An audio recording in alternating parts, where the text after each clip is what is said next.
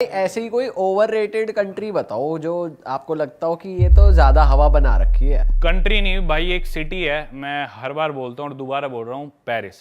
Paris दुनिया की सबसे ओवररेटेड सिटी है भाई, मेरे मेरे हिसाब से बहुत ही ज़्यादा ओवररेटेड भाई। एक तो सबसे ज़्यादा मोस्ट विजिटेड कंट्री वर्ल्ड की फ्रांस ही है शायद, और सिटी भी पेरिस है। तो पूरी दुनिया की भाई पहली टूरिस्ट डेस्टिनेशन आईफिल टावर देखना है, पेरिस जाना है। फ्रांस की उन कैफ़ेज़ में, वो फ्रेंच बेकरी में बैठ के हमें क्रोसो खाना है, वहाँ पे सैंडविच खाना है, कोबलस्टोन की सड़कें हैं। सिर्फ ये इमेज हमें पता है क्योंकि ये इमेज हमें दिखाएगी इंस्टाग्राम रील्स पे, सिर्फ आपको ये दिखेगी। कोई एक मेरे ख्याल एमिली इन पेरिस करके कोई सीरीज है कुछ ऐसे, उसमें भी मैंने देखी नहीं पर मैंने सुना उसमें बहुत अच्छे से दिखाया है। जो कि है कुछ चीज़ बहुत थोड़ा बाट बहुत अच्छा है, बाकी फ्रांस उससे बहुत गुना अच्छा है। फ्रांस ओवररेटेड नहीं है, फ्रांस बहुत अच्छा है, लेकिन मैं सिर्फ पेरिस की बात कर रहा हूँ, बाकी सिटीज़ को नहीं बोल रहा भाई। पेरिस में ना आप बिल्कुल सेफ सिटी नहीं है। एक तो रात को आप वहाँ पे अकेले वॉक नहीं कर सकते रात के टाइम, क्राइम है बहुत ज़्यादा यूजुअली। और क्राइम्स करने वाले रेफ्यूजीज़ है वहाँ पे, जो रेफ्यूजीज़ आके बसे हुए हैं या फिर ब्लैक्स है यूजुअली, वो रात को इलीगली ड्रग्स बेचते हैं, बहुत ज़्यादा दारू बेचते हैं। इवन आईफिल टावर के नीचे आप जाओगे, आपको आधे इंडियंस मिलेंगे, आधे अफ्रीकन मिलेंगे जो वहाँ पे दारू बेच रहे होते हैं ब्लैक में। तो वो जो अफ्रीकन है उनका वहाँ पे दबदबा है, तो वो इंडियंस को रुकने नहीं देते, वो भगा देते हैं इन्हें। तो जैसे वो ब्लैक्स इधर उधर होते हैं, तो अपने पंजाब साइड के इंडिया के लोग या जो भी हरियाणा के और स्टेट्स के जो वहाँ पे इलीगली गए हुए, फिर वो आके की रिंग्स बेचते हैं, दारू बेचते हैं टूरिस्ट को। हम जैसे को कि मेरे से की रिंग खरीद लो, फिर वो नीचे एक झोला सा बिछा लेंगे चद्दर सी, उस पर अपने की रिंग दारू रख देंगे। जैसी पुलिस आती है वो लेके भागते हैं। फिर ब्लैक्स को वो दिख जाए कि भी तू इधर क्यों बेच रहा था, उन्हें वो पीटते हैं ब्लैक्स कि भी हमारा इलाका हमारी टेरिटरी है।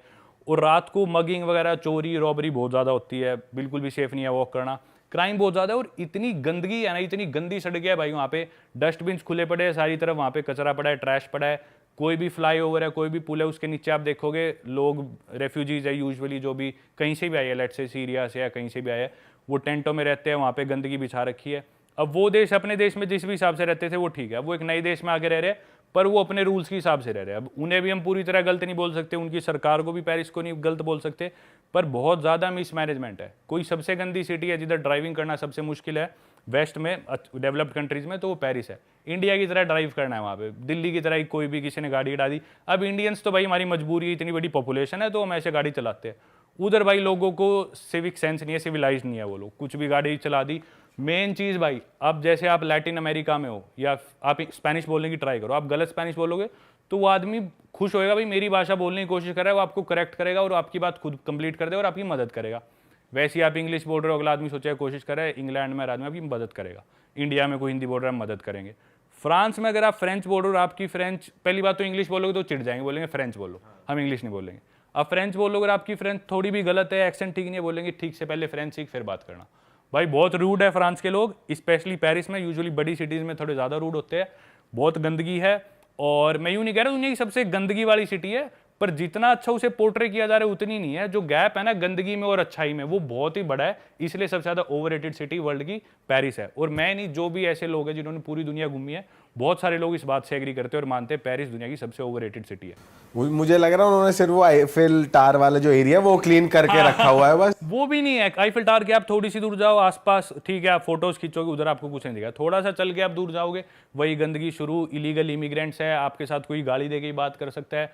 इतना महंगा भाई, इतना महंगा। आप कोई टैक्सी लो और आपके थोड़ी सी दूर भी जाना हो, 40-50 यूरो आपका टैक्सी का खर्चा आना है। मतलब आपके 4-5 हज़ार तो टैक्सी के लगने हैं, 3-4 हज़ार कहीं भी जाने के। और बहुत महंगा, अफोर्ड नहीं कर सकते आप पेरिस में एज ए टूरिस्ट भी। और कॉस्ट ऑफ लिविंग अगर आप वहाँ पे जॉब करो रहो तो बहुत ही महंगा है। एज ए टूरिस्ट भी हर चीज़ बहुत महंगी पड़ती है भाई मैंने तो ये भी सुना है कि जो अपन यूथोपिया वाले स्कैम्स की बात कर रहे थे, आईफिल टावर के पास भी लड़कियां आती है बात करने और वो वॉलेट वगैरह निकाल लेती हैं और आपका पासपोर्ट आपको डस्टबिन में फेंका मिल जाता है, वॉलेट मिल जाता है, लेकिन कैश गायब होता है। तो कैश मगिंग भी बहुत ज्यादा होती है उधर। ये स्कैम मैंने और जगह सुना है, पर हाँ पेरिस में भी डेफिनेटली होता है, हर जगह होता है ये वाला स्कैम। भाई आईफिल टावर के एरिया में काफी पीडी भी चलती रहती है, लोग ओपन में ही लगे रहते हैं, पब्लिक डिस्प्ले ऑफ अफेक्शन, मतलब चुम्मा चाटी ओपन ये में। तो सारे ही है, यूरोप में, अमेरिका में, हर जगह ही है, हर जगह ही है। पर जिस चीज पे मैं ज्यादा क्रिटिसाइज करता हूँ ना, कि भी सिर्फ वो चकाचौंध जो दिखाई जाती है ना, वैसा नहीं है पेरिस पूरा। वो सिर्फ वो छोटा सा पार्ट है। एक उनका आर्क दे, मैं नाम भूल गया, वो जो उनकी आर्क है पॉपुलर, वो एक उनका वो चर्च है जिसमें आग लगी थी, नोट्रे डेम शायद, और आईफिल टावर। ये 3 जगह छोड़ के आप आसपास जाओ उनकी गलियों में, देखो कुछ अच्छी गलियां भी है, कोबलस्टोन है, अच्छे कैफेज है, फ्रेंच बेकरीज बहुत अच्छी है, नो डाउट, पर बहुत ओवररेट कर रखा है, बहुत ज्यादा।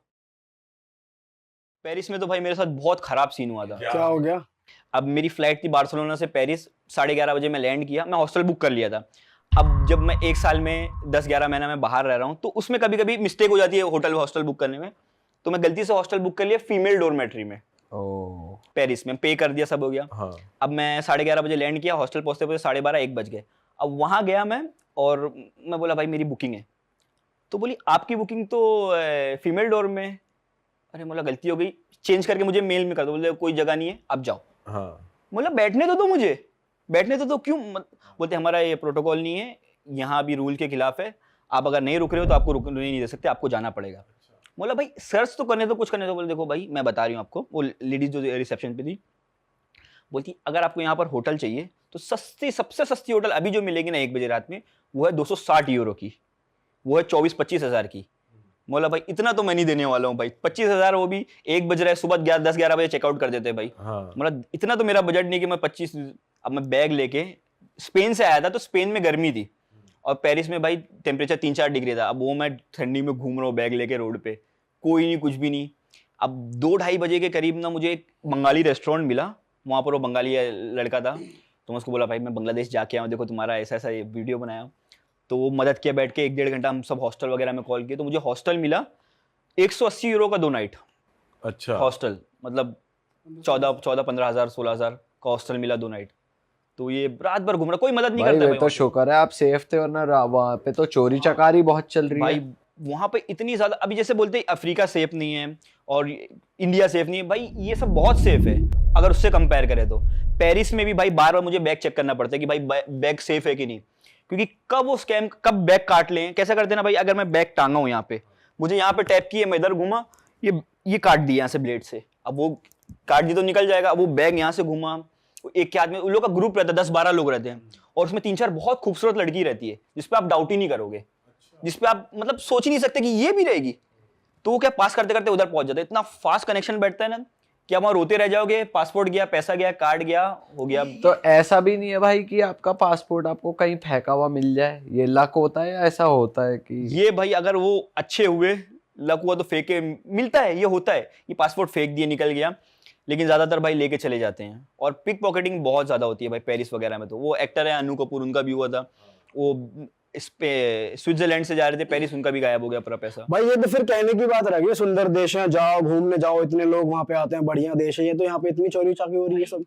गंदगी बहुत, वो एक बस एक और मॉन्यूमेंट बना है आईफिल टावर, उसको लोग देखने जाते हैं, और बाकी भाई पूरा इमिग्रेंट भरे हुए हैं वहाँ पर अफ्रीकन कंट्री से लोग, क्योंकि अफ्रीका कॉलोनाइज था फ्रांस से, तो सारे लोग फ्रेंच बोल लेते हैं अफ्रीका में, ऑलमोस्ट सारी कंट्रीज में लोग फ्रेंच बोल लेते हैं। तो वो कैसे भी भाग के, कैसे भी जुगाड़ लगा के वो फ्रांस पहुंच जाते हैं।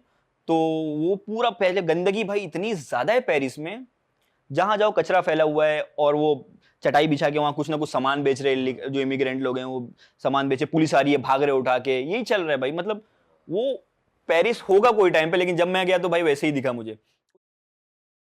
इस पे आते हैं, थोड़ा पेरिस के बारे में बात करते हैं कि अगर मैं पूछूं मोस्ट कॉमन स्कैम्स क्या चल रहे हैं आजकल पेरिस में, क्या चल रहा है, कैसा? सबसे ज़्यादा तो वहाँ पे चोरी बहुत होती है। पिक पॉकेटिंग से अलग चोरी सीरियस लेवल की भी होती है कि घर में ब्रेक इन करके हाँ, मेरे साथ एक सीन हुआ था पेरिस में नहीं, out of France, out of Paris रहती थी मैं, 1 घंटे का डिस्टेंस। तो हमारा तो अपार्टमेंट है, वो तो एकदम सिक्योरिटी वाला अपार्टमेंट है हमारा। तो 3 ये नाइजीरियन बड़े हट्टे कट्टे लंबे, तो वो सबके फ्लोर पे जाके बेल मार रहे थे। तो वो उनको कह रहे थे पूबल मतलब ट्रैश, कि हम ट्रैश इकट्ठा करने हैं। हालांकि हम ट्रैश कभी नहीं देते ऐसे किसी को, हमारा एक बेसमेंट होता है, सभी वहीं पे ट्रैश रखते हैं, अपने आप वो इकट्ठा करके ले जाते हैं। तो वो स्पेशल जा रहे थे, और वो तीनों बड़े मतलब 6 फीट, वो तो ऐसे होते हैं, लंबे चौड़े, अच्छी बिल्ड होती है और उन्होंने रैम्प जैकेट्स पहनी होती है, जैसे जो नॉर्मली लोग पहनते हैं, जैसे सिक्योरिटी गार्ड जो भी पहनते हैं, वो उन्होंने प्रॉपर वो गेटअप ले रखा है, रैम्प जैकेट पहन रखी है, हाँ, कि हम वही लगने चाहिए प्रॉपर। तो वो आए और उन्होंने मेरे रूम ऐसे बेल बजाई, तो फिर मैंने ऐसे की होल से देखा। तो फिर मैंने पूछा क्या चाहिए, तो कहते पूबल मैडम। तो मैंने बोला नहीं है यहाँ पे। तो वो मतलब मुझे कन्विंस कर रहे थे कि एक बार ये बस अपना सिक्योर लॉक जो होता है ना, एक बार वो खोले, फिर वो तोड़ के आए अंदर। भाई साहब यार, भाई 3 नीग्रो खड़े हैं लूटने के लिए, वो तो भाई क्रेजी कर देंगे। और जो जैसे स्ट्रीट्स है, पिक पॉकेटिंग तो आम बात है कि आपके वॉलेट में से चीज़ें निकल गई। और कुछ स्ट्रीट्स भी हैं वहाँ जहाँ चाकू वाकू दिखा देते हैं, क्या सीन है? एक जगह है गार्डे नॉर्थ, वो इंडियन मार्केट है, सारी इंडियन मार्केट है वहाँ पे। क्या क्या मिलता है वहाँ पे? सारा इंडियन का आपको। स्ट्रीट फूड, मतलब वैसे स्ट्रीट फूड हाँ, टाइप? आपको गोलगप्पे भी मिल जाएंगे वहाँ पे। अच्छा, हाँ, गोलगप्पे भी मिल जाएंगे। मतलब वहाँ प्रॉपर रेडी वेडी वाला सिस्टम ऐसा सेटअप कर रखा है या शॉप्स हैं नहीं नहीं, अंदर? वहाँ पे ऐसा नहीं है, वहाँ पे बस गोलगप्पे की रेडी वाला है बस। बाकी वहाँ पे इंडियन रेस्टोरेंट्स है, सारे इंडियन शॉप है, जैसे टेलर की स्वीट्स शॉप होगी, ये सब इंडियन शॉप्स वहीं पर है। वो सिर्फ इंडियन मार्केट है और वहीं पे सबसे ज़्यादा पब्लिक होती है क्योंकि वहाँ पे बहुत क्राउडी है वो। और ये मोस्टली इंडियंस ही ओन करते हैं उन श्रीलंकन। अच्छा, इंडियंस तो आपको पेरिस में 10% दिखेंगे। अच्छा, तो ये श्रीलंकन इंडिया के नाम से चला रहे हैं अपने रेस्टोरेंट्स और शॉप्स? पाकिस्तानी लोग ऐसे करते हैं, कंबाइन करते हैं रेस्टोरेंट, हाँ, कि इंडियन एंड पाकिस्तानी रेस्टोरेंट। अच्छा, और ये जो श्रीलंकन हैं ये सब इंडियन फूड ही देते हैं वहाँ पे रेस्टोरेंट में, साउथ इंडियन फूड्स देते हैं। और मोस्टली वहाँ पे इनकी श्रीलंकन की जो इनका जो बिजनेस है वो गोल्ड का है। अच्छा, गोल्ड हो गए और ये ब्यूटिशियन का हो गया, ये सब है इनका। और ये जो सूट वूट की दुकान है ये भी इन्हीं की होती है? हाँ, श्रीलंकन्स की होती है, साड़ी, सूट, ज्वेलरी, ये सब इन श्रीलंकन की होती है। इंडियंस वहाँ पे, पहली बात ये कोई शॉप वगैरह ऐसा करते नहीं है इंडियंस वहाँ पे, आपको बहुत रेयर मिलेगा कि इंडियंस वहाँ पे आपको दिख तो रहे यही हैं। इसी स्ट्रीट पे चोरी होती है सबसे ज्यादा? सबसे ज़्यादा, सबसे, क्योंकि एक तो बहुत क्राउडी होता है यहाँ पे, बहुत सारे लोग आते हैं क्योंकि यहाँ पे इंडियन सारी चीज़ें मिलती है। तो श्रीलंकन्स, पाकिस्तानी, बांग्लादेशी जितने भी लोग हैं ये सब इसी मार्केट में आते हैं। इवन जो फॉरेनर्स है, जो भी इंटरनेशनल लोग हैं, वो भी इधर ही आते हैं।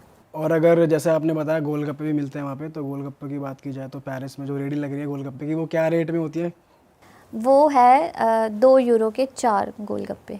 मतलब 180-200 रुपए के 4 हाँ, 180 के।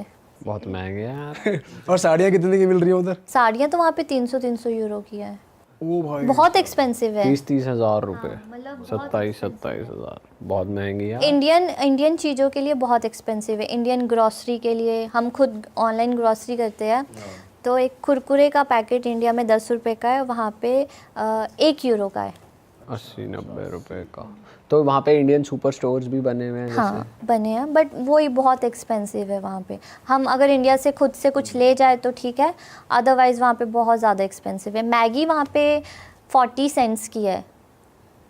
40 सेंट्स मतलब ठीक है, मतलब 40 सेंट्स 50 रुपीज़ रख लो आप, 50 और 40 ये रुपीज़। भी ज्यादा 10 रुपए की आ जा मैं। 20 सिंगल पैक 10 की, हाँ 10-20 रुपए। जो छोटी है ना 10 वाली, वो 40-50 सेंट्स की है। मतलब 2-3 एक्स तो है वहाँ पे, 2-3 गुना महंगा है। हाँ, बहुत, मतलब बहुत महंगा।